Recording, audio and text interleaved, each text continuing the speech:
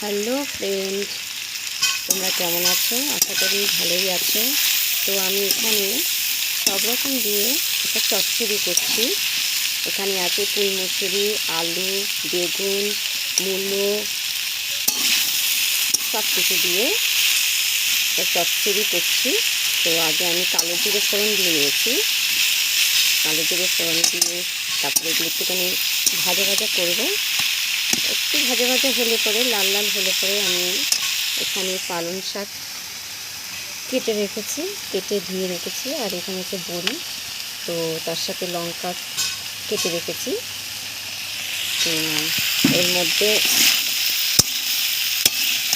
একটু নুন হলুদ দিয়ে তাকে একটুখানি ভেজে নেব। তারপর একটু জল দিয়ে গামাকা হবে, সেদ্ধ হওয়ার পরে তারপরে আমি একটু চিনি ফেলে নাড়িয়ে ফেলবো। খুব ভালো লাগে গরম ভাতে।